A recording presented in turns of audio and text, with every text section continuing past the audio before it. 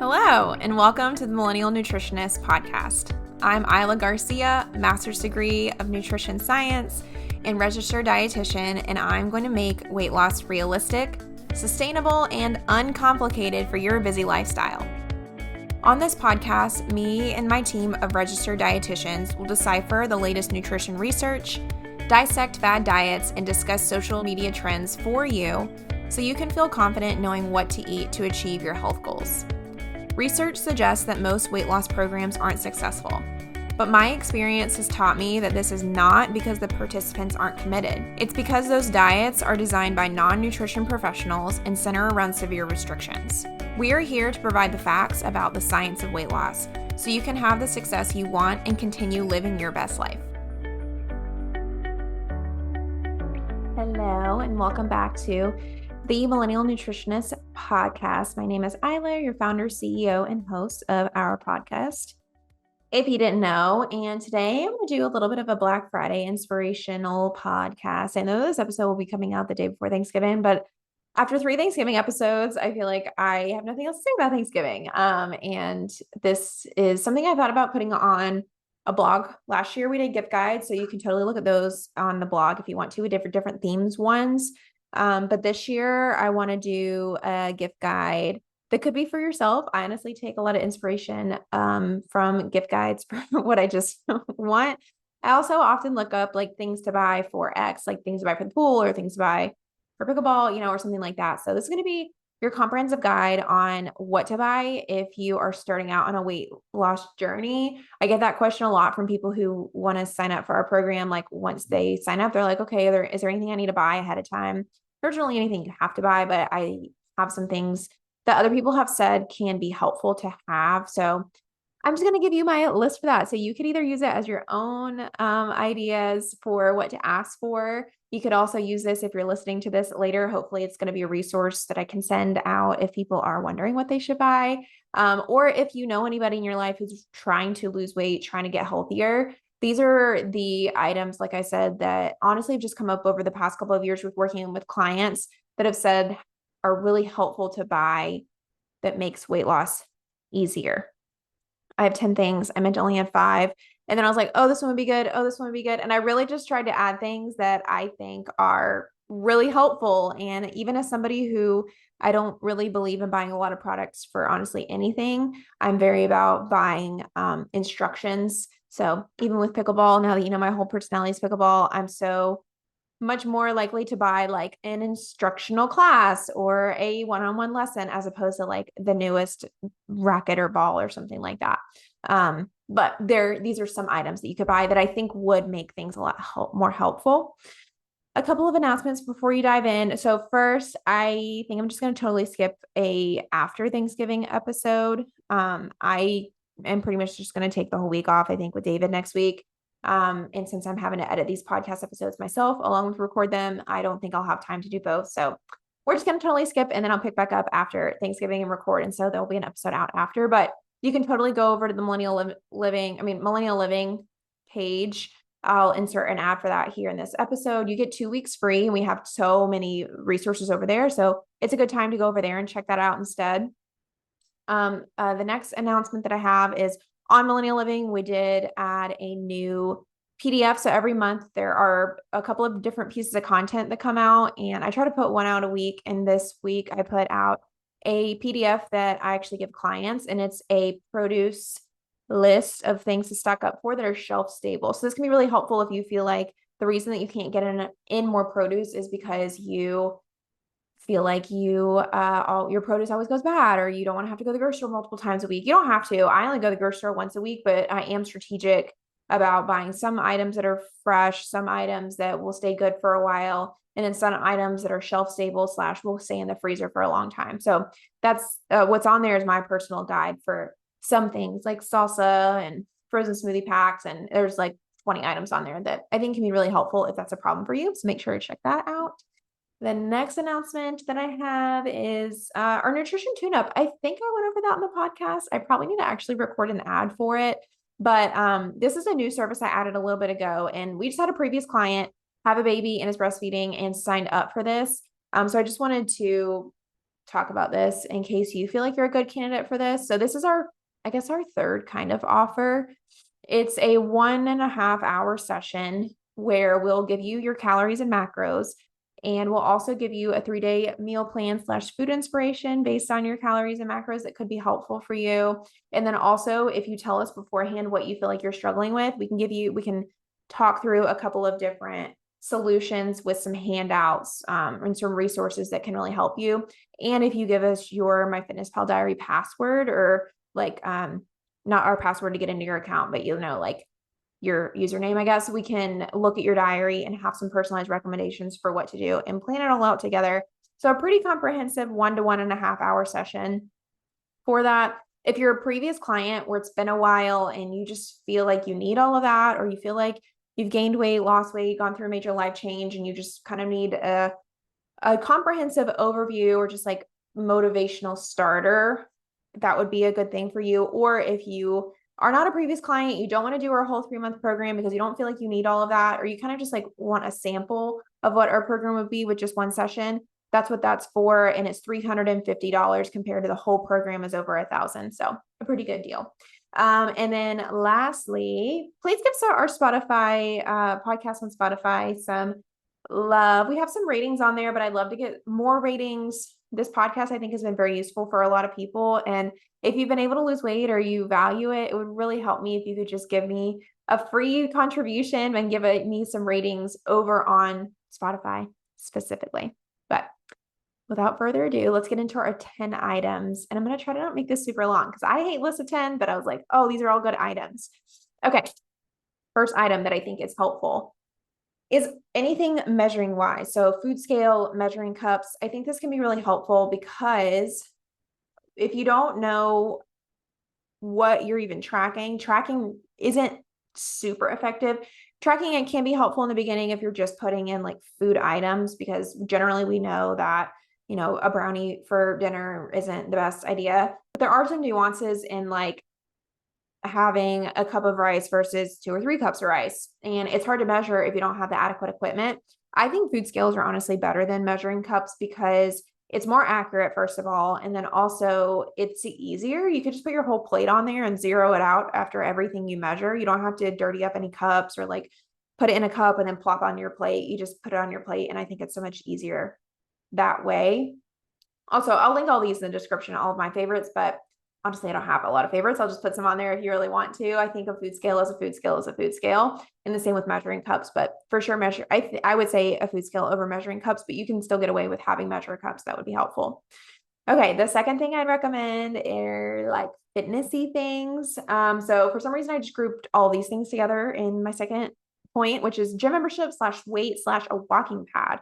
So I was trying to think of just something that allows you to work out. You can, again, totally work out just in the outdoors without having to have anything.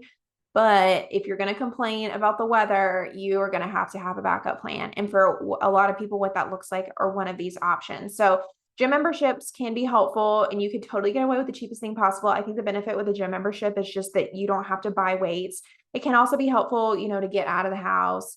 And with a gym membership, if you're not going to buy a walking pad / Peloton / weights / court or something like that, it can be helpful to have all of it there. And maybe you just buy also like a membership to some sort of online program.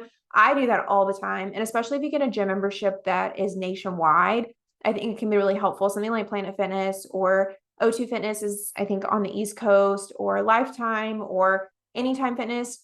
Any of those can be helpful, especially for when you're traveling. And that way you really don't have an excuse to not go to the gym at any time. So that could be helpful to have a gym membership. My mom actually bought me this when I was in college, like a 3-month membership to the YMCA. And it was really, really helpful, even just to have those 3 months. And then I was able to decide if I wanted to continue it after or not. Weights, you could use these at home if you don't want to go the gym membership route. And it's a really easy present to have. There are so many weights that you can, or like, even if you just start out with 5, 10, and 15-pound weights, you can do a lot. I have had on the trainer from Evlo, Peyton, multiple times, and I followed their program for a very long time, just using the weights that were in my microscopic little apartment gym. And it worked out so well. They do a lot. I think they do basically their whole thing with at home equipment and weights. And it's really cool how they are able to mimic a lot of moves with just weights. So I would say you could start out with those. If you feel like you have a mental block against working out at a gym, you don't have to have a gym membership to be successful, or a walking pad. So I personally don't love the walking pad for myself. I just hate stationary equipment like cycling devices. I've never been a Peloton girly, or like a treadmill, or even in a gym. I hate it. I couldn't even get into like cycling classes. I don't know what it is. I just can't. However, I will say so many of my clients love using walking pads. I am working with a couple right now, and they are finally able to meet their step goal because of the walking pad, because they're able to utilize at the end of the day, hey, I need 2,000 more steps. They just put on a new TV show and use the walking pad. It can be really, really helpful, especially if you have a type of job where there's some meetings that you just need to listen to. It can be helpful for something like that, or like read. That's what I feel like people use it. And especially if you live in an area where walking outside is miserable, like if you live up north and you're getting ready to get into some bad times, it can even be hard to just walk to the gym or something. Having a walking pad can be something that is very helpful. Do you love our realistic approach on nutrition but want to dive a little bit deeper? Let me tell you about the Millennial Living Membership Program. This was designed to help you stay motivated and inspired no matter what health journey you're on. We develop monthly nutrition and fitness challenges with prizes you can win if you stick with it to help motivate you through every month. To inspire you, we upload weekly recipes with downloadable food lists, monthly food demos, and we can even have a registered dietitian answer your questions on nutrition and weight loss. Our members form a community with other like-minded people to help support each other on their health journey. If you are seeking a way to stay motivated throughout your health journey with our method in mind, try signing up for the Millennial Living Membership Program for the first 2 weeks free by signing up on our website at themillennialnutritionist.com. Okay, my third thing, the next couple of things are all fitness related. My third thing is a good pair of walking shoes. I'm always surprised that this is actually one of the biggest purchases that I have when I share links, and walking shoes can change your game. There's so many times when I've had clients that struggle walking, and I find that they are walking in like sandals or slides or something like that. Walking is so much more enjoyable when you have a good pair of walking shoes. I love Brooks. They've come a long way from when I used to run cross country in high school, and they had all the crazy colors. Now they have super cute ones. My favorite ones, I think I'll link, are, I can't remember what they're called. They're called like Ghost or something. And I always get lots of compliments on them. I also love New Balances, and thanks to Matilda and her name Jerf.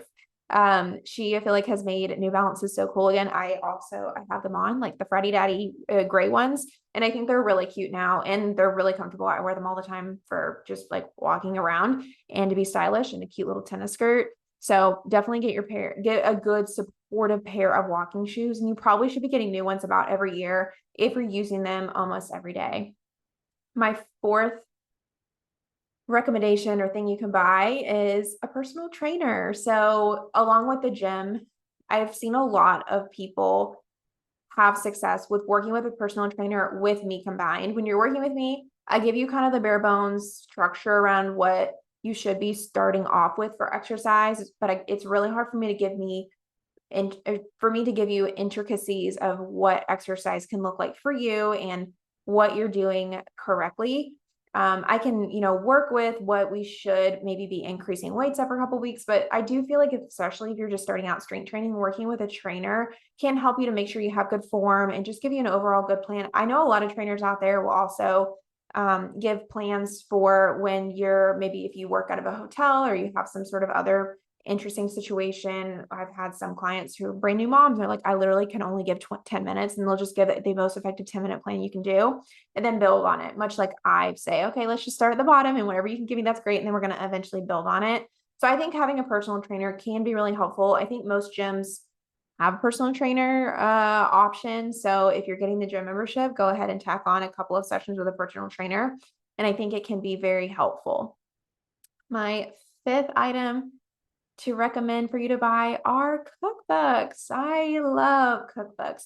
I go to the cheapest places to buy cookbooks because I find that every cookbook has about like 10 recipes that I feel like are pretty good. And then the rest of them I never use. So I used to go to Five and Below. I think that's everywhere and find cookbooks for everybody. When I buy gifts for people, I swear there's like a different cookbook for every single person out there. And then I don't know if this is everywhere. I think it is.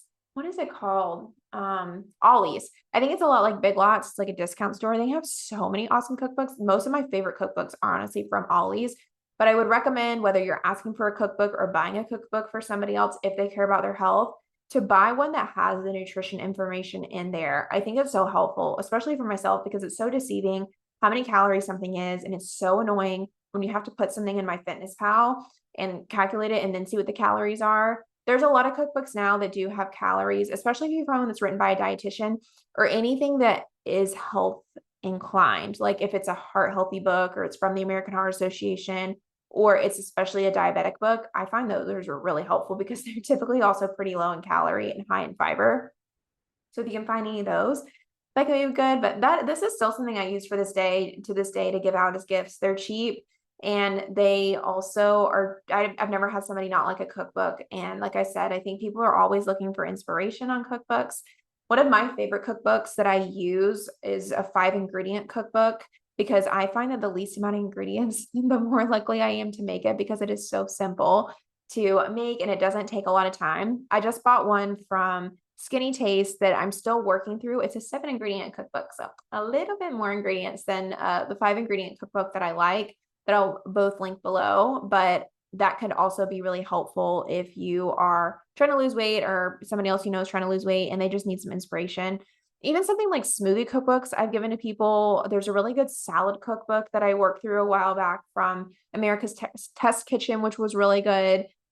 Blue Zones has a cookbook. I think it's a little bit more complicated, but if somebody is all of a sudden obsessed with Blue Zones, I recommend their original cookbook, not the American cookbook. I have that one and it's not as good as the other one where they highlight the 5 different regions around the world. But yeah, so many cookbooks. I could have a whole separate podcast episode about that. My 6th item that I want to recommend to you as a part of this gift guide is a blender. So a little bit of a pricier option, and I totally would say to go for the more expensive option.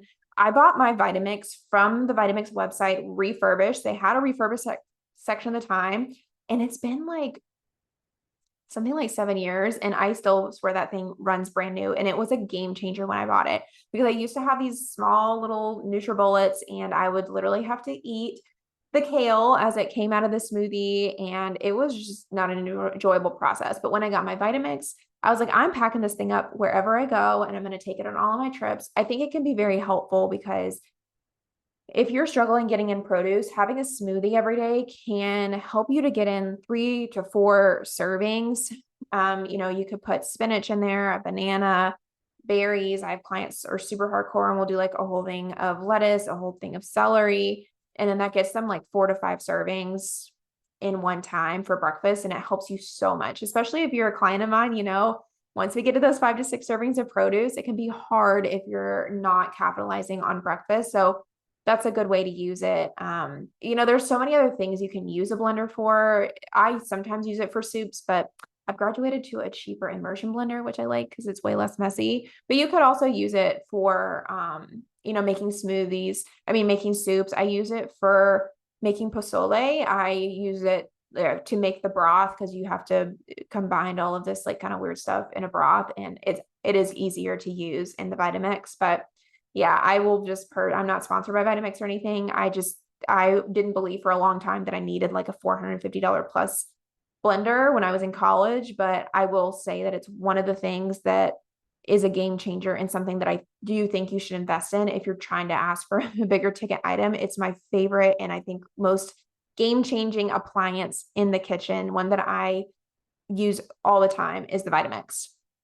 The 7th item is a water bottle. So this is another one when I ask people why they think they are only getting in half of their amount of water every day, they say it's because they don't maybe like their water bottle. I think it's important to get a new water bottle every like 4 months. I don't know, once a season.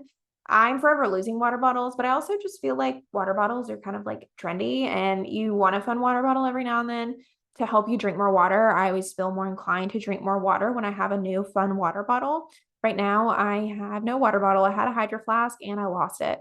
And I need a new one because I am just probably only drinking like 1 cup a day. And so this is a good reminder for me to get a new water bottle so that I have fun with it. But, experiment around with the type of water bottles you like. Do you want one with a straw? Hydro Flask are great for that. Do you like a clear one? There's some good glass ones. I really like a Turvis. I know it's like plastic, but I still really like having a clear water bottle to visualize how much water I've had.